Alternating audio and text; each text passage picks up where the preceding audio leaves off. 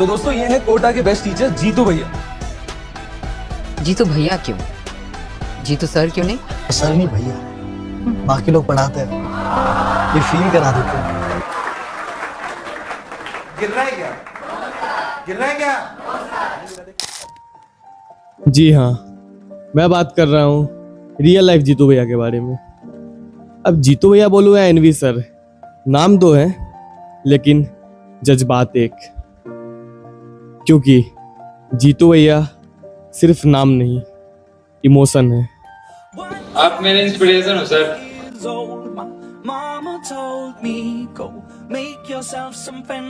जब मैं जेई का प्रिपरेशन कर रहा था तो एनवी सर से मिलना एक सपने जैसा था, लेकिन क्लास 12th में मैंने सपने को हकीकत में बदलते देखा। उस टाइम लगा दोबारा मिल नहीं पाएंगे,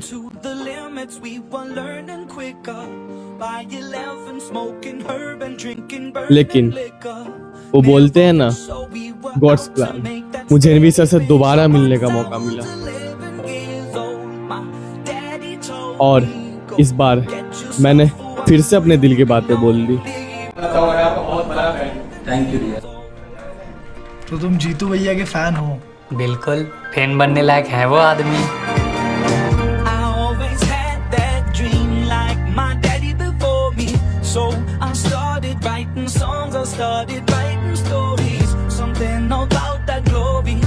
Always seem to bore me, 'cause only those I really love will never really know me. Once I was 20 years old, my story got told before the morning sun when life was lonely. Once I was 20 years old. अब पढ़ाने की opportunity इससे ज्यादा बेहतर कोटा में है। वहां पे बच्चे अच्छे ज्यादा है, अपॉर्चुनिटी ज्यादा है, वहां पे क्वालिटी ज्यादा मिलेगी, मुझे पढ़ाने का आनंद मिलेगा। यूपी में जिस जगह में आता वहां पे थोड़ा सा गुंडागर्दी भी वगैरह थोड़ी ज्यादा थी उस समय, अब तो काफी बदलाव आ गया है। तो मैंने, आप विश्वास नहीं मानोगे सर, मैंने एक सबसे बड़े संस्थान जो आपने सुना भी होगा, बंसल क्लासेस का नाम शायद आप लोगों ने सुना होगा, है ना। वो मेरे गुरु भी रहे हैं, एक शिक्षक के क्या गुण होने चाहिए उन्होंने मेरे को सिखाया, उनके लिए एक बार जोरदार तालियां बजाइए। गुरु हमेशा गुरु रहता है, उन्होंने बहुत अच्छी एक गुरु के उनके मैंने ज्वाइन करा और मेरी मात्र सैलरी थी 40,000 रुपए महीना। जब पहली बार क्रेडिट हुआ ना चेक, मुझे लगता था कहां तो मैं एक जगह ओनर था, मैं 20 लाख रुपए कमाता था, कहां मैं एक जगह जॉब कर रहा हूं जहां पे मेरे को सिर्फ कितनी सैलरी मिली है? 40,000। पर मैंने चुना कि मुझे सीखने को ज्यादा कहां, वो डिसीजन बहुत टफ था मेरे लिए, पर मुझे लगता है कि मेरे जीवन का सबसे अच्छा डिसीजन, जितने भी बच्चे यहाँ जॉब के लिए बैठने वाले ना, उसे रिक्वेस्ट करना चाहता हूं, कंपनी वो चुनो जो तुम्हें सबसे ज्यादा काम कराए, खूब मेहनत कराए, खूब सिखाए। ऐसी कंपनी को ज्वाइन मत कर लेना जो आपको कम सिखाए, आराम ज्यादा कराए। क्या मेरी बात एकदम क्लियर है? ये समय अभी सीखने का है कि आराम का है? सीखने का है कि आराम का है? सीखने। इतनी बातें अगर आप याद रख लोगे तो आप जीवन में आगे बढ़ जाओगे। एंटरप्रेन्योरशिप पे बहुत सारी बातें करी जा सकती है, मैं उस पर भी ज्यादा नहीं बोलता हूँ क्योंकि मैं ऑलरेडी बहुत देर बोल चुका हूँ। भावुकता से हमने शुरुआत करी थी, फिर भी 2-3 बातें तुम्हें बोलना चाहता हूँ व्यक्तिगत रूप से, जो एक जीवन के लिए आपके लिए बहुत ज्यादा आवश्यक है। मैं कह रहा हूँ आगे बढ़ना है तो इंट्रोस्पेक्ट करिए। क्या करिए? इंट्रोस्पेक्ट, आत्मचिंतन करिए, आत्मनन करिए, मैं कहाँ गलत हूँ। अगर आप ये नहीं करते हो तो आप गड़बड़ हो। अपनी संगति पर ध्यान दीजिए, अगर आप ये नहीं करते हो तो आप गड़बड़ हो। मैं आपको फिर कह रहा हूं, और आप गलत हो सही हो ये आपको, आप खुद भी जानते हो। अच्छा मेरे को बताओ, आपको सबसे ज्यादा कौन जानता है?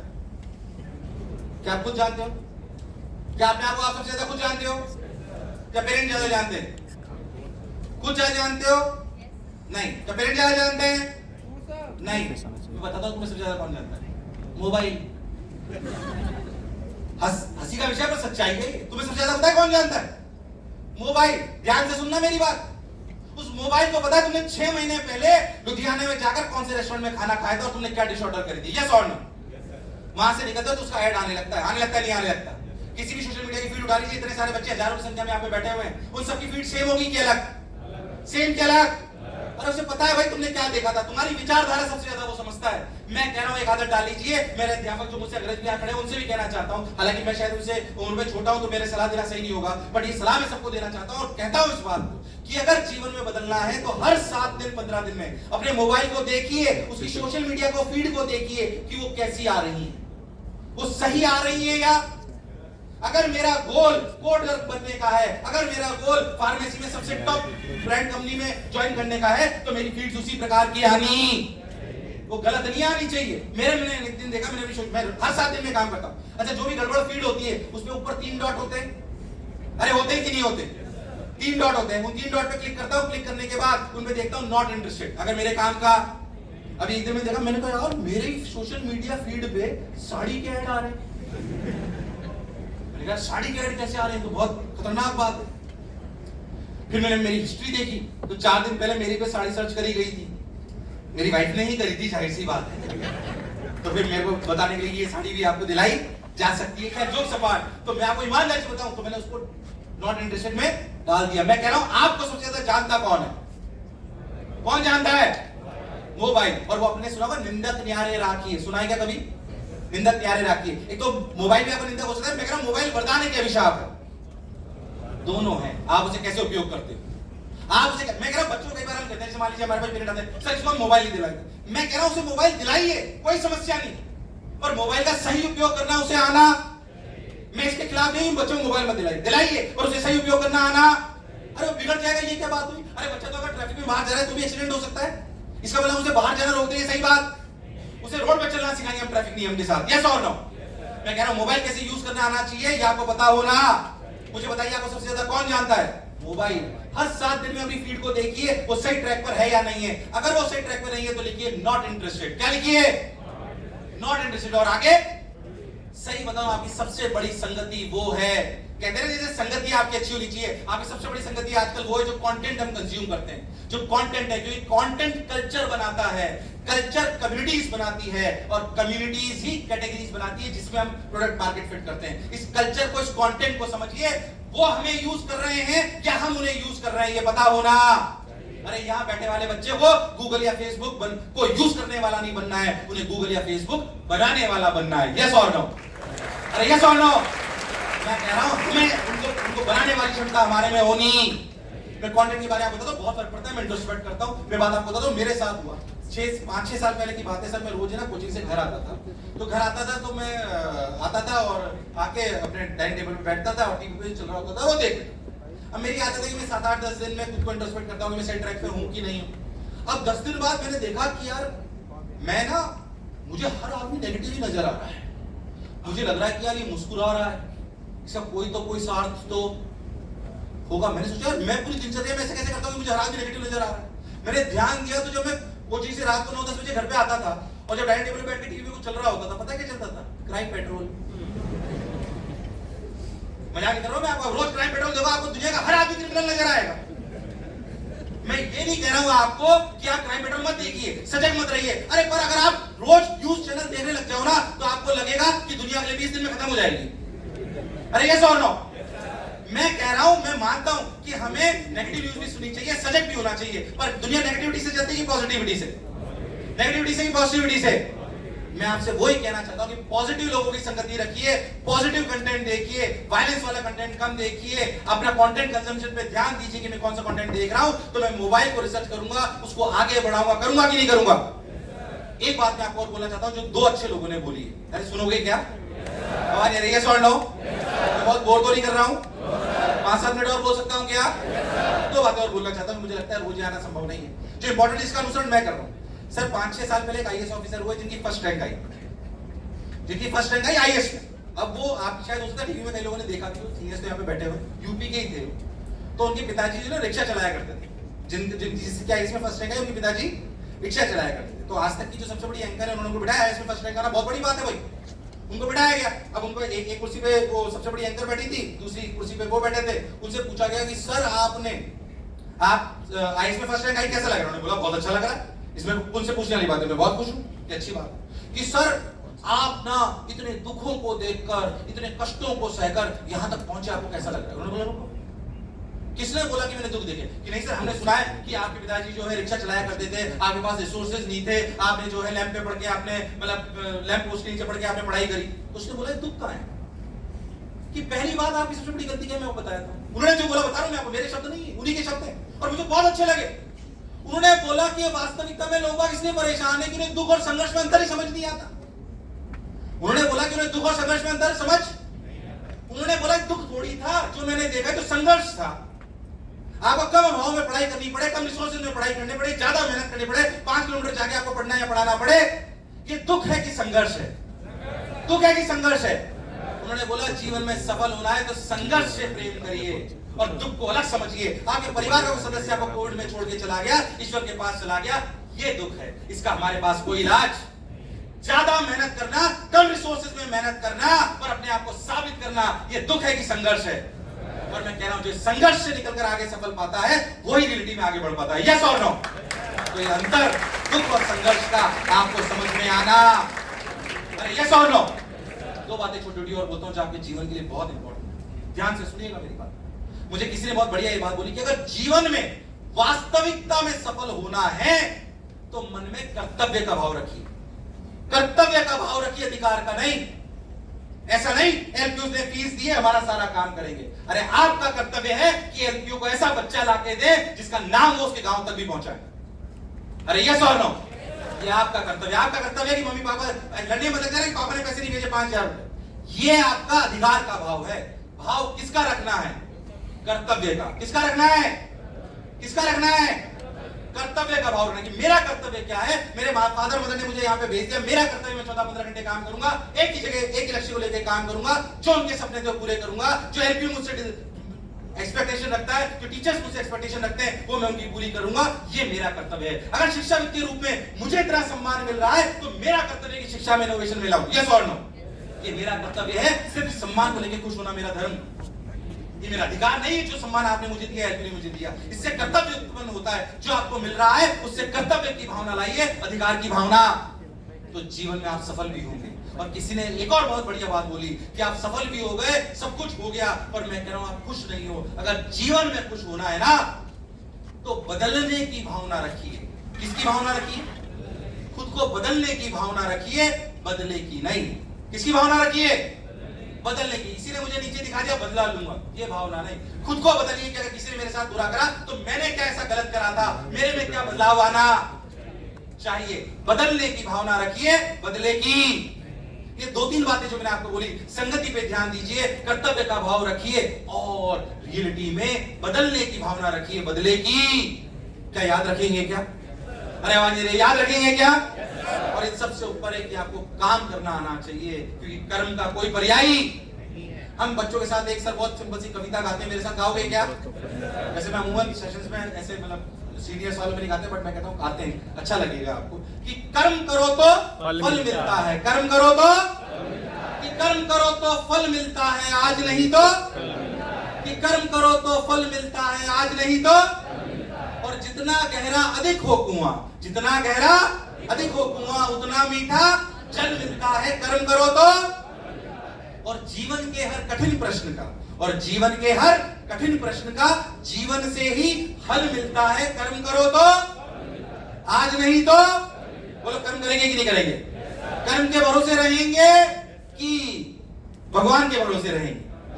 क्योंकि भगवान भी इसी भरोसे कि तुम कर्म करो। अरे ये सुन लो, अरे ये सुन लो। तो मेरे हिसाब से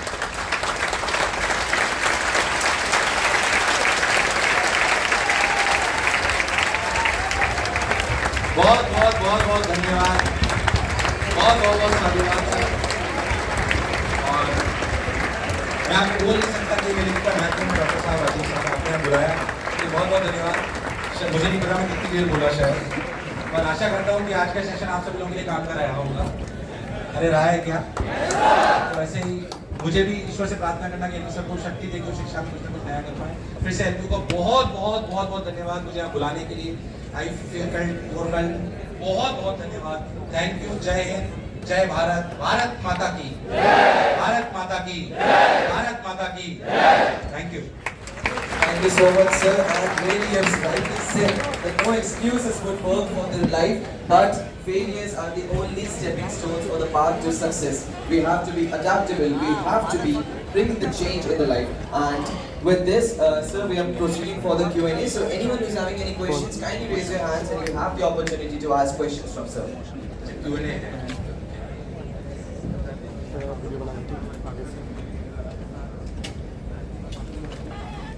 और ऐसा अक्सर कम देखने को मिलता है कि शांति देव मित्तल ऑडिटोरियम में इतना अच्छा सेशन हो और स्टैंडिंग ओवेशन मिले। एक बार जोरदार ताली हो जाए पहले तो हमारे आज के लिए।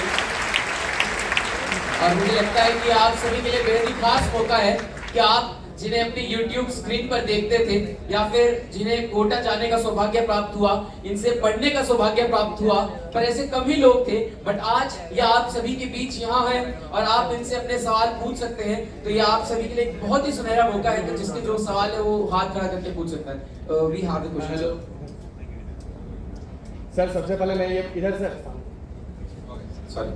सबसे पहले मैं ये बोलना चाहूँगा, मैं आपका बहुत बड़ा फैन हूँ। Thank you dear. सर जैसे सर हर किसी के लाइफ में जीतू भैया होता है और जब इतने सारे लोग के लाइफ में सामने वाले जीतू भैया होते हैं तो ये मेरे पास गुजबम्स 2.0 वाला मोमेंट है।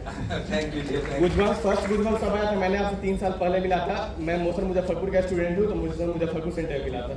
जो मैंने आपको गुलाब दिया था तो आपने बताया था ये लाया किसी और के लिए था ये। सर मेरा सवाल ये है, उस साल तो आपने एक लाइफ चेंजिंग सेमिनार दिया था मुजफ्फरपुर सेंटर पे, तो बहुत सारे लोगों के लाइफ में इम्पैक्ट आया था। तो उस टाइम ये था सीन कि उस टाइम जेई का प्रिपरेशन कर रहे थे हम लोग और अभी हम लोग कॉलेज लाइफ में आ गए हैं। तो कॉलेज लाइफ में प्लेसमेंट के साथ साथ कुछ पैशन भी होता है, बहुत कुछ लोग फॉलो कर रहे होते हैं। तो उस पर आपका सर कुछ टिप्स जो पैशन और प्रोफेशन को साथ लेके चल सके। मैंने जैसे आपको पहले बोला कि पैशन बहुत इंपॉर्टेंट है। मैं आपको सही बताऊं तो मैं तो सिरामिक ग्रेजुएटेड हूँ। मैंने आईटी से सिरामिक में ब्रांच में कराया और मैं शिक्षक बन गया हूँ। पर क्या मुझे सिरामिक्स ने कुछ दिया? हाँ, मेहनत करने की आदत है। जिस भी ब्रांच में तुम हो उसको ढंग से पास करो, क्योंकि असलियत में जो मैंने बोला असली शिक्षा क्या है? सीखने की प्रक्रिया को when you learn something and you apply something, it is a capability जो skills mind में बिल्ड होती है, टाइम के साथ होती है। मैं इसके लिए आपको बोलना चाहता हूँ, इसको ऐसे मत सोचिए मेरे किस काम आएगा। लर्निंग कभी भी बेकार नहीं जाएगी, आप चिंता मत कीजिए। अच्छा, ये आपके न्यूरॉन्स को बिल्ड करता है। जैसे मैं इसका आंसर इससे ऐसे देना चाहता हूँ आपको कि कई बार बच्चों के साथ कुछ बदलाव तो आएगा नहीं, इसको क्यों करूँ? आप ऐसे समझिए कि अच्छा एक समय लगता है इसमें। मान लीजिए आज मैं थोड़ा वेट मेरा ज्यादा है, मेरी बीवी मुझे टोकती भी थोड़ा कम खाया करो, क्या ठीक है, जोक सपाट। तो मैं क्या अगर आज सोचो मैं जिम जाने लग जाऊं और जिम अगर मैं जाने लग जाऊं तो मैं पहले दिन जिम जाऊं, एक्सरसाइज करूं और शर्ट उतार के देखूं, क्या कोई बदलाव आएगा? कोई बदलाव नहीं आएगा। दूसरे दिन जाऊं फिर एक्सरसाइज करूं, शर्ट उतार के देखूं, क्या कोई बदलाव आएगा? अब मैं शर्ट उतार के देखना बंद करूं, अब मैं सिर्फ एक्सरसाइज करूं, अब 4 महीने तक जिम जाता रहूं और शर्ट उतार के देखूं, बदलाव आएगा कि नहीं आएगा? अरे आएगा कि नहीं आएगा? मैं आपसे ये कहना चाहता हूं, ये जो तुम कह रहे हो ना कि तुम्हें पैशन के साथ कैसे फॉलो करें, मैं आपसे कह रहा हूं कि जो तुम कह रहे हो इसको करने में कठिनाई हो जाएगी। पैशन भी फॉलो करूं और कॉलेज भी फॉलो करूं, पर अगर 15 घंटे रोज काम करोगे, दोनों फॉलो कर सकते हो कि नहीं कर सकते? कर सकते हो, और इन दोनों का रिजल्ट बहुत बेहतर आएगा। पर ये एक दिन में होने वाला, मैंने क्यों ये बात बोली कि 15 घंटे आज काम कर रहा हूं, बोलूंगा सर 10 दिन में तो कुछ हुआ ही नहीं, 10 दिन बाद मेरा एलपी का टेस्ट था, बेकार नंबर हो गए मेरे पैशन की वजह से। ऐसा नहीं हुआ। अगर आप दोनों को 15 घंटे तक 4 महीने तक परस्यू करोगे तो दोनों में रिजल्ट बहुत बेहतर आएंगे। मैंने सिरामिक्स पढ़ते हुए अपने शिक्षा के क्षेत्र को चुना और उसके लिए मेहनत करी, दोनों में मैं पार पाया, इसमें कोई शक और संशय वाली बात। तो दोनों को फॉलो करिए, घबराइए मत। फिर मैं आपको बार बार कह रहा हूं कि आप में इच्छा शक्ति होनी ये सबसे ऊपर है, हो जाएगा। Best of luck, best of luck, thank you.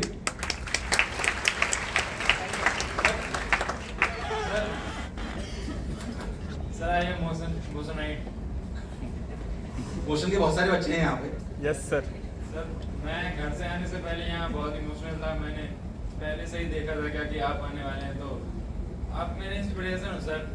मतलब मैं IIT नहीं जा पाया ना, मेरे जानकार में ना कम से कम 20 स्टूडेंट हैं, उसमें से 12 स्टूडेंट मेरे दोस्त जो है IIT में है।